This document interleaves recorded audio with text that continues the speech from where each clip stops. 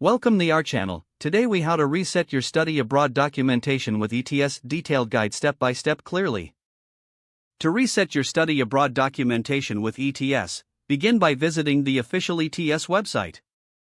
Locate the Testing Services section on the homepage. Scroll down and find the link for Study Abroad Documentation.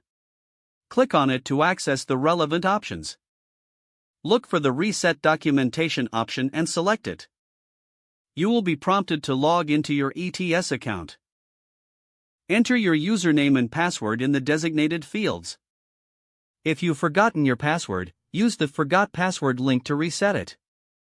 Follow the instructions sent to your email to retrieve or create a new password. Once logged in, navigate to the My Documents section. Here, you can find all your existing study abroad documentation. Select the documents you wish to reset.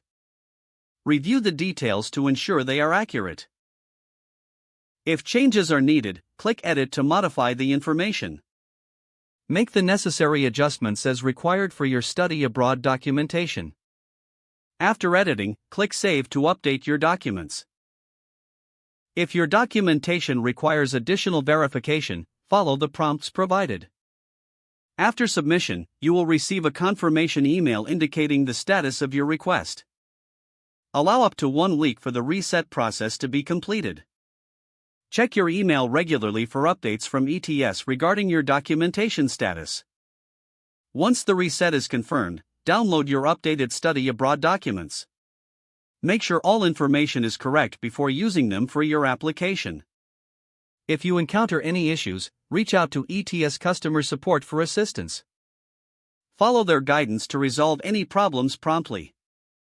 With these steps, you will have successfully reset your study abroad documentation with ETS. If the page does not load, refresh the browser or try again in a private or incognito window.